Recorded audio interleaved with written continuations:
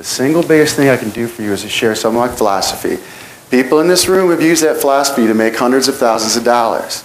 And that's not an exaggeration. People have come to me and said, I need some help, can you help me out? And I'm like, well, what's the problem? They said, well, I'm in this market and I'm not getting any traffic. And I said, okay, great, let me take a look at what you're doing. People say, what markets are you in? I can't tell you. I literally am in 100 different markets at all times. That is a philosophy that you have to have. You have to be in 100 markets. If you're going to say, I'm going to play the game, I'm going to play to win, and I have to put up 1 million pages, and they have to be high-quality pages if you want to play at the white hat game, which simply means you want a content page that Google will allow you to put ads on. That's basically what it comes down to. Well, the only way to do that is to use software. And I recommend using somebody else's software. If you're not a programmer, just use somebody else's software.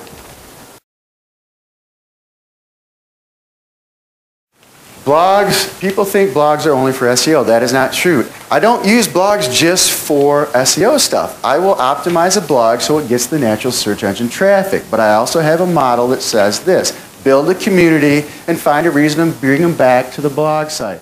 Where do you get the content? You can either pour your heart and soul into it, as Olga was telling me. And my mother is into alternative medicine. She's got a blog. She likes to write about alternative medicine so the world knows how great it is. That's what she does for her content.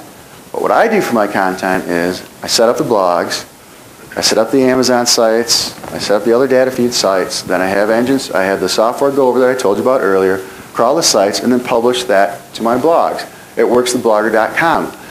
There's a friend's wife that does blogging for me. You cannot always do automated blogging. Sometimes you have to get dirty and control it the way you want it to work yourself. So you hire someone to do it. Blogger is the easiest to use by far. So I do use blogger.com. That is not supposed to say don't use it. It says don't use it exclusively.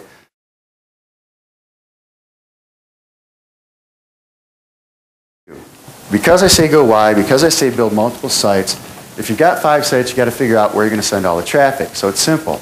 I set up a series of feeder sites. These feeder sites are put on different servers at different data centers across the country. They're never on the same server. I don't like it that way. Sometimes they are, but mostly not.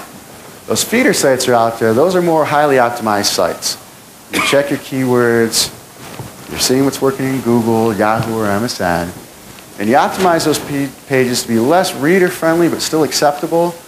But you're trying to get them to take action to go to the money site. You don't think about the one sale that I can make. You think about how is it going to multiply itself and how can I make more money from that one occurrence. And if you multiply it out by 10,000 pages or 20,000 pages or 100,000 pages, you have a better chance of making money. So when I say think big, think big. These are the sites I'm talking about. Does this look like junk to you? One of the sites built with WordPress.org and my Amazon script. It's content, it's pictures, it's pretty, it's better than Blogger, but Blogger's great. I use it every day. This is what it looks like. This isn't my page. That's not my AdSense account. This is not my page. It's somebody that I helped that's related to me.